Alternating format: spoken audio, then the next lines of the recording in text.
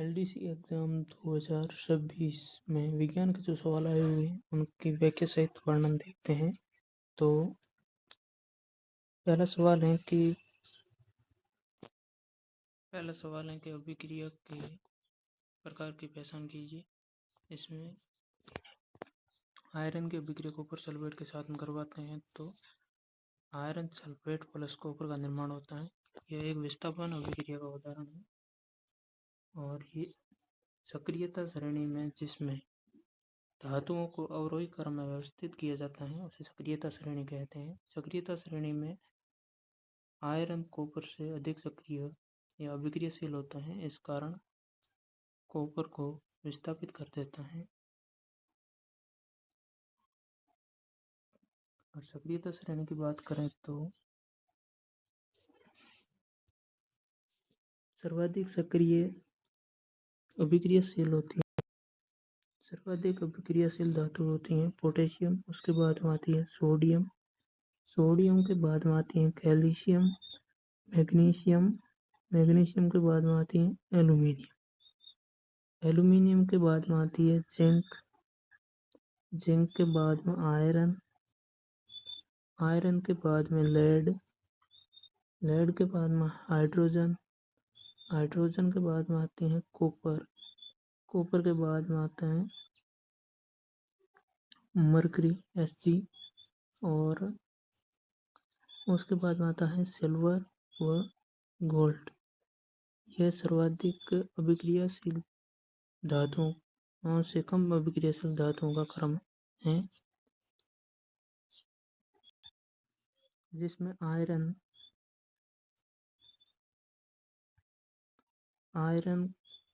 Copper से ज़्यादा अभिक्रियाशील है, इस कारण आयरन कॉपर को विस्थापित कर देता है। इस प्रकार इसका उत्तर हो गया विस्थापन अभिक्रिया। अगला सवाल है 28 फरवरी 2026 को प्रधानमंत्री नरेंद्र मोदी ने अजमेर से देशव्यापी ह्यूमन पैपिलोमा वायरस एसपीवी टीकाकरण अभियान की शुरुआत की, जिसका उद्देश्य था जिसमें कि क्या उद्देश्य था किशोरी लड़कियों के गर्भाशय गिरवा में कैंसर से बचाने के लिए यह टीकाकरण की शुरुआत की गई। इस टीके का नाम था गार्डासिल 4 और इसका सही उत्तर है बी ऑप्शन। किशोरी लड़कियों के गर्भाशय गिरवा में जो सर्वाइकल कैंसर होता है उसे बचाने के लिए इस टीके की शुरुआत की गई। अगला सवाल है देश के स्वदेशी क्षेत्रीय नौ वहन उपग्रह प्रणाली का नाम क्या है, जिसे अक्सर भारतीय जीपीएस कहा जाता है। इसका सही उत्तर है नाविक और ये इसरो के द्वारा विकसित किया गया है। इसरो की स्थापना 15 अगस्त 1969 में की गई। इसका मुख्यालय बेंगलुरु कर्नाटक में है और इसरो का पूरा नाम है इंडियन स्पेस रिसर्च ऑर्गेनाइजेशन। इस ऑप्शन में देखा जाए तो गगन है जो कि भारत का सिविल एविएशन है, नागरिक उड्डयन अभियान है और भुवन है जो कि 3D इमेजिनेशन वाली सेवा प्रदान करने वाले जियो पोर्टल है जो इसरो द्वारा विकसित किए गए हैं। इस प्रकार इसका उत्तर नाविक सही है। अगले सवाल की बात करते हैं राजस्थान भारत में जिप्सम उत्पादन में महत्वपूर्ण योगदान देता है, जिसका मुख्य रूप से उपयोग क्या है। जिप्सम का मुख्य उपयोग उर्वरक और सीमेंट उद्योग में किया जाता है। जिप्सम का सूत्र होता है CaSO4 2H2O। जिप्सम को अगर 373 केल्विन ताप पर अगर गर्म किया जाता है तो ये प्लास्टर ऑफ पेरिस POP का निर्माण हो जाता है, जिसका सूत्र होता है CaSO4 हाफ H2O का निर्माण हो जाता है। ये प्लास्टर ऑफ पेरिस का सूत्र है, यह जिप्सम का सूत्र है। अगले सवाल की बात करते हैं खाद्य डिब्बों में टिन से लेपित किया जाता है न कि जिंक से, क्योंकि जिंक टिन की तुलना में अधिक प्रतिक्रियाशील तत्व होता है, जिस कारण ये खाद्य पदार्थों से अभिक्रिया करके विषाक्त पदार्थ का निर्माण कर देता है। इस प्रकार इसका उत्तर ये ऑप्शन सही है। अगला सवाल है, कमरे के ताप पर तरल अधातु कौन सी होती है? इसमें यह ध्यान देने की बात है कि ये पूछ अधातु है। कई बार पहला ऑप्शन देखकर हम टिक करके आ जाते हैं। यह कमरे के ताप पर अगर देखा जाए तो पारा एक धातु है जो कि द्रव अवस्था में पाई जाती है, जबकि ब्रोमीन एक अधातु है जो कि कमरे के तापमान पर द्रव अवस्था में पाई जाती है। इस प्रकार इसका उत्तर ब्रोमीन सही है। यह अधातु पूछ रहा है। अगर पारा या मरकरी Sc ये कमरे के ताप पर धातु है जो कि द्रव अवस्था में पाई जाती है। अधातु ब्रोमीन है जो कि द्रव अवस्था में पाई जाती है। टूटी हुई हड्डियों को सही स्थिति में सहारा देने के लिए डॉक्टरों के द्वारा किस यूपी का उपयोग किया जाता है? तो इसका सही उत्तर है प्लास्टर ऑफ पेरिस पीओपी का उपयोग किया जाता है। ये मैंने पहले बात की थी। ये जिप्सम से बनता है। जिप्सम को अगर 373 केल्विन पर 100 डिग्री सेल्सियस पर अगर गर्म करते हैं तो प्लास्टर ऑफ पेरिस का निर्माण हो जाता है। इसका सूत्र होता है CaSO और हाफ H2O। इसे कैल्शियम सल्फेट हेमीहाइड्रेट भी कहते हैं।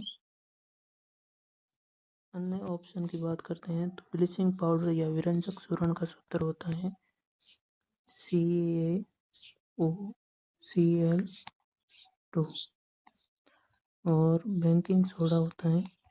इसका सूत्र होता है NaSCO3। ब्लीचिंग पाउडर का उपयोग बैक्टीरिया को मारने में, अगर पीने के पानी में बैक्टीरिया पनप जाते हैं तो उन्हें मारने के लिए ब्लीचिंग पाउडर या विरंजक चूर्ण का उपयोग किया जाता है। और पेट की एसिडिटी कम करने के लिए किसका उपयोग किया जाता है? तो बेकिंग सोडा का उपयोग किया जाता है। बेकिंग सोडा का अग्निशामक यंत्रों में भी उपयोग किया जाता है और बेकिंग सोडा को खाने को शीघ्रता से पकाने के लिए भी उपयोग किया जाता है। धोने का सोडा का सूत्र होता है Na2CO3 10H2। ये धोने का सोडे का सूत्र होता है। धोने का सोडे का उपयोग कांस उद्योग में और साबुन उद्योग में किया जाता है और इसके घर की साफ सफाई में भी उपयोग किया जाता है और बोरेक्स के निर्माण में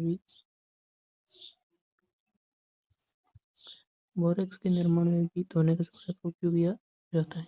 बोरेक्स का सूत्र होता है Na2B4 Na2B4O7 10H2O। ये बोरेक्स का सूत्र होता है। बोरेक्स के निर्माण में भी धोने के सोडे का उपयोग किया जाता है। इस प्रकार इसका सही उत्तर हो गया प्लास्टर ऑफ पेरिस, जिसका उपयोग टूटी हुई हड्डियों को सही करने में किया जाता है।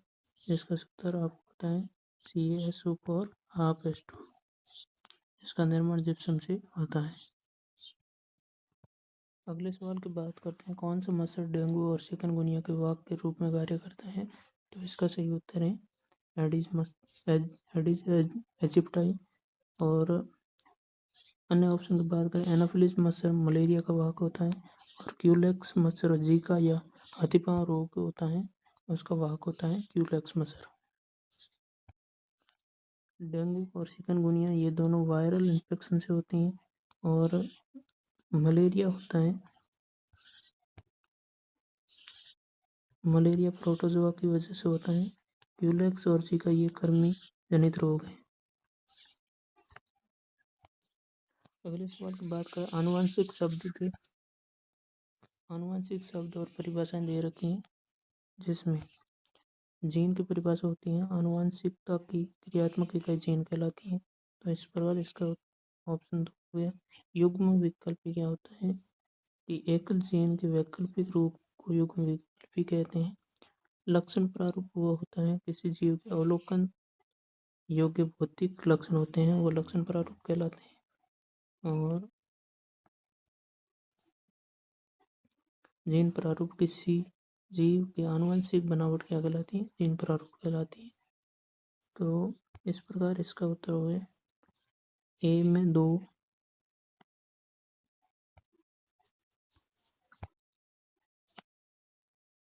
और बी में 3, और सी में 1, और डी में 4।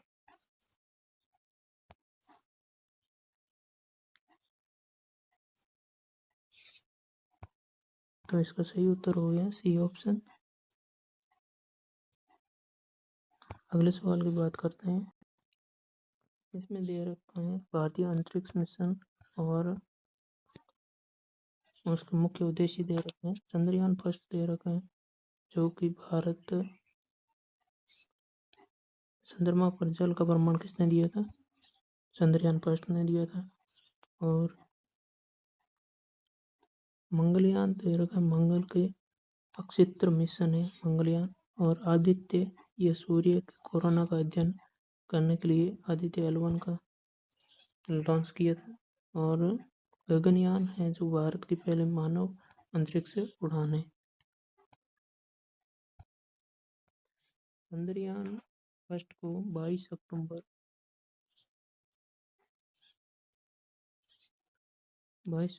2008 को लॉन्च किया था। और श्रीहरिकोटा से सतीश धवन केंद्र से इसकी लॉन्चिंग की गई थी। आंध्र प्रदेश में स्थित है। और मंगलयान को 5 नवंबर 2013 को मंगलयान की लॉन्चिंग की गई थी। आदित्य L1 ये हाल ही में लॉन्च किया था 2 सितंबर 2023 को। तो इस प्रकार इन ऑप्शन को मिलान कर देते हैं। गगनयान की अभी लॉन्चिंग बाकी है, ये 2027 तक लगभग लॉन्च होगा, जिसमें भारत के एस्ट्रोनॉट्स जाएंगे अंतरिक्ष में। तो इसकी देखा जाए उत्तर होगा ए में 3, बी में 1, और सी में 2, और 4। 3, 1, 2, 4 ये ऑप्शन राइट है इसका। अगले सवाल की बात करते हैं। एलपीजी के बारे में दे रखा है। एलपीजी तरलीकृत पेट्रोलियम गैस के संबंध में कौन सा कथन सही है, ये पूछ रहा है। तो इसका कथन ये दे रखा है ब्यूटेन और प्रोपेन के घटक हैं, सही है। ये गंधहीन होती हैं और एथिल मर्केप्टान का मिलान होता है, जो कि इसके रिसाव को पता लगाने के लिए मिलाया जाता है। इसे सिलेंडरों में द्रवित या तरल रूप में उस दाब के अंतर्गत संग्रहित किया जाता है, ये भी कथन सही है। यह उस कैलोरी मान होता है जिससे धुएं बिना धुएं के साथ में जलती हैं, ये भी सही है। इस प्रकार ये सारे कथन सही है। इसका सही ऑप्शन होगा डी।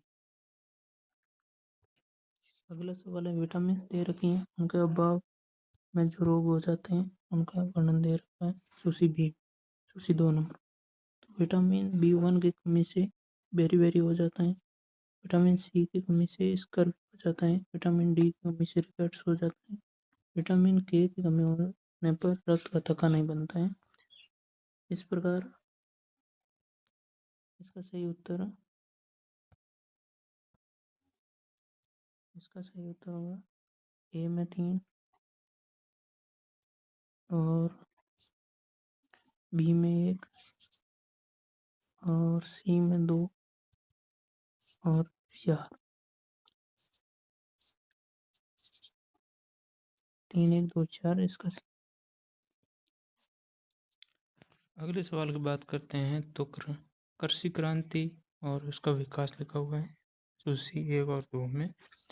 कृषि क्रांति सफेद क्रांति दुग्ध से संबंधित है। नीली क्रांति मत्स्य पालन से संबंधित है। भूरा क्रांति है जो खाद्य प्रसंस्करण से संबंधित है। सुनहरा क्रांति है, सुनहरी क्रांति है, जो कि फल और सब्जी से संबंधित है।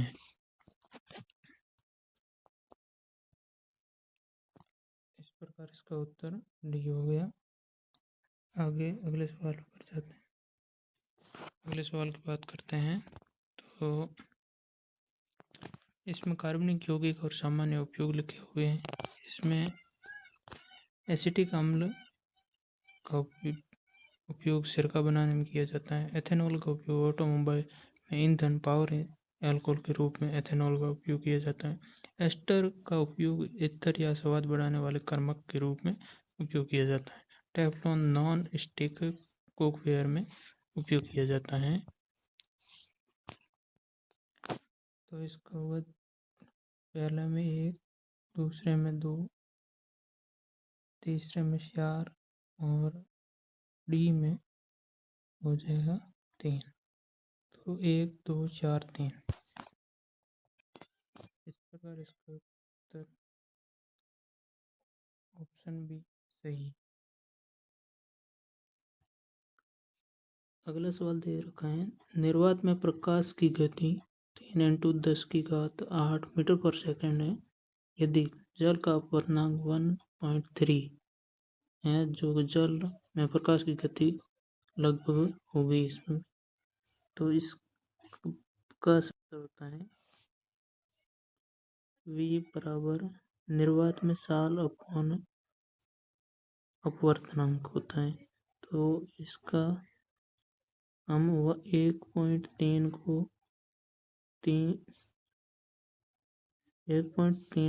4/3 के रूप में लिख सकते हैं। तो इसका निर्वात में कितने साल है, तो 3 × 10⁸ मीटर पर सेकंड है। और इस जल का अपवर्तनांक 4/3 है। ये 3 गुणा में चले जाएंगे, तो इस प्रकार 9/4 × 10⁸ हो जाएगा।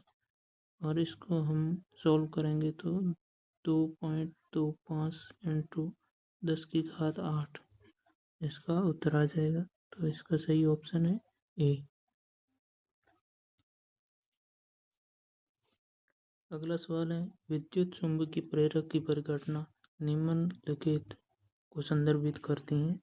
तो विद्युत चुंबकीय प्रेरक वो होते हैं जिसमें चुंबकीय क्षेत्र से विद्युत को उत्पन्न किया जाता है, विद्युत प्रवाह को उत्पन्न किया जाता है। तो इससे चुंबकीय अभिवाह के परिवर्तन के कारण चालक में विद्युत प्रवाह का प्रेरण, ये डी ऑप्शन इसका सही है।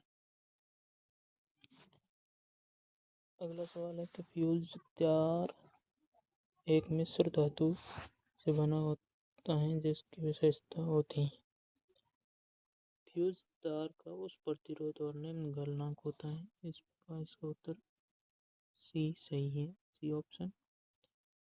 उस प्रतिरोध से मतलब है कि अगर हीट बराबर होता है आई, मतलब विद्युत धारा का स्क्वायर आर टी। अगर किसी भी परिपथ में विद्युत धारा का मान बढ़ेगा तो प्रतिरोध भी बढ़ेगा, प्रतिरोध बढ़ेगा तो हीट बढ़ जाएगी, हीट बढ़ेगी तो गलना कम हो जाएगा और फ्यूज तार गल जाएगा, जिससे परिपथ टूट जाएगा। अगले सवाल की बात करते हैं, गोल्डन राइस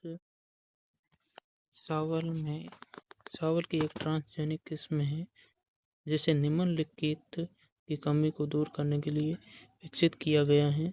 तो विटामिन ए या बीटा कैरोटीन की कमी को दूर करने के लिए इसे विकसित किया गया है।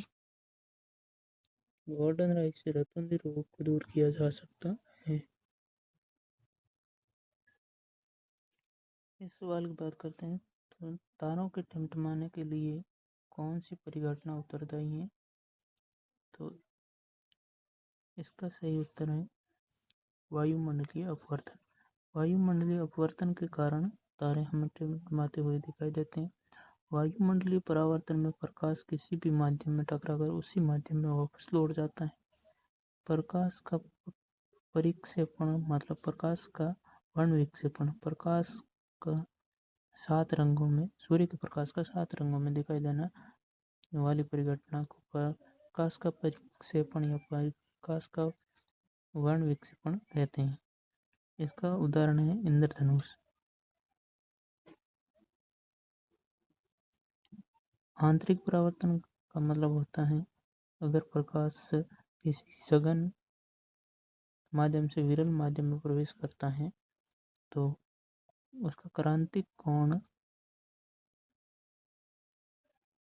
जो अधिक कोण मतलब उसके तल के लंबवत हो जाता है, जिससे प्रकाश उसी माध्यम में वापस लौट जाता है विरल माध्यम में, जिस कारण से आंतरिक परावर्तन होता है। और इस घटना पर आधारित हीरा का चमकना इस परिघटना पर आधारित होता है। अगर टूटा हुआ कांच के टुकड़े जो चमकते हैं वह भी आंतरिक परावर्तन के कारण चमकते हैं। तो इसका सही उत्तर वायुमंडलीय अपवर्तन हो गया। इस सवाल की बात करते हैं जैव भू रासायनिक चक्कर और भंडार दे रखे हैं।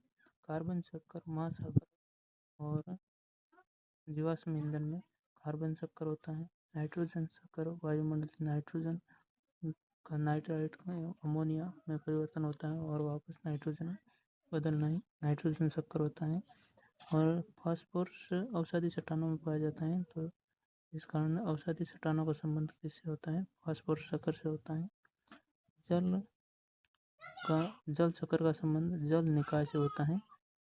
जल निकाय से मतलब किसी भी नदी या तालाब से तो महासागर से जल का वापराइजेशन वाष्पीकरण होता है, वापस बारिश होती है, नदियों के माध्यम से वापस महासागरों में जल लौट जाता है, इसे जल चक्र कहते हैं।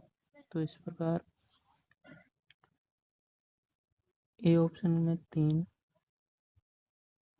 नाइट्रोजन के लिए 1 और फास्फोरस 2 और 4, 3, 1, 2, 4 ये ऑप्शन है। अगले सवाल पर जाते हैं। इस सवाल की बात करते हैं। एक व्यक्ति को दूर की वस्तु को स्पष्ट रूप से नहीं देख सकता, लेकिन वो आसपास की वस्तुओं को देख सकता है। दृष्टि किस दोष के कारण होती है? ये मायोपिया या निकट दृष्टि दोष के कारण होती है। हाइपर मेट्रोपिया या दूर दृष्टि दोष जिसमें निकट की वस्तुएं नहीं दिखाई देती हैं लेकिन दूर की वस्तुएं स्पष्ट दिखाई देती हैं। जरा दूर दृष्टि से मतलब प्रेसमायोपिया से संबंधित होता है कि लेंस का धुंधलापन हो जाता है जिससे स्पष्ट दिखाई नहीं देता है। और दृष्टि वैमनस्य उत्पन्न होता है जब कॉर्निया के आकार में विभिन्नता हो जाती है। शेप में विभिन्नता उत्पन्न होने के कारण दृष्टि वैमनस्य उत्पन्न हो जाता है। 1975 में प्रक्षेपित भारत के पहले उपग्रह का नाम किस प्रसिद्ध भारतीय खगोलशास्त्री के नाम पर रखा गया है? तो इसका सही उत्तर है आर्यभट्ट। आर्यभट्ट के नाम पर रखा गया। आर्यभट्ट उपग्रह सोवियत संघ के यूएसएसआर के संग सहयोग से इसे लॉन्च किया गया। इसे कोसमोस 3M लॉन्चिंग व्हीकल से लॉन्च किया गया। और एग्जैक्ट डेट 19 अप्रैल 1975 को इसे लॉन्च किया गया था। इसमें कुछ स्टेटमेंट दे रखे हैं। तो अभी कथन ये दे रखा है, मनुष्य में बच्चे का लिंग पिता द्वारा निर्धारित होता है। ये बिल्कुल सही बात है। कारण दे रखा है,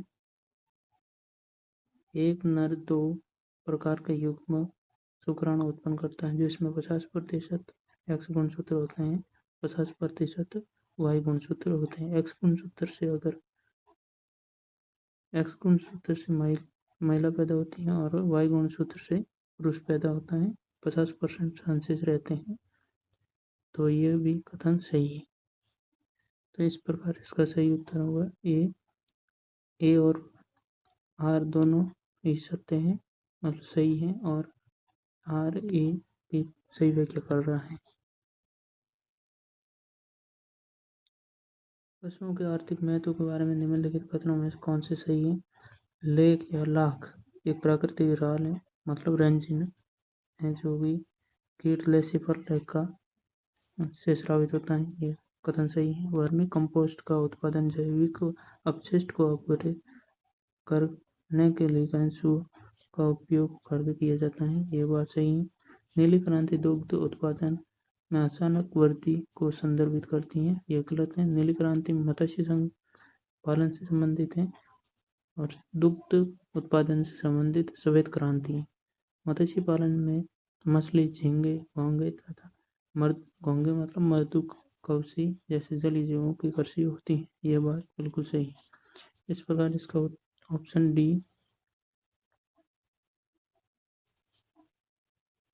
इसका सही उत्तर होगा। इस प्रकार ये हमने एलडीसी के जो भी विज्ञान के जो सवाल पूछे गए थे उन सारों को विस्तृत वर्णन सहित हमने देखा। आगे आने वाले वीडियोज में मैं फर्स्ट ग्रेड और अन्य जो भी एग्जाम्स हुए हैं जिसमें विज्ञान के जो सवाल पूछे गए हैं उनको मैं लेकर आऊँगा। तो अगर ये सवाल अच्छे लगे आपको तो हमसे ज़रूर जुड़ें।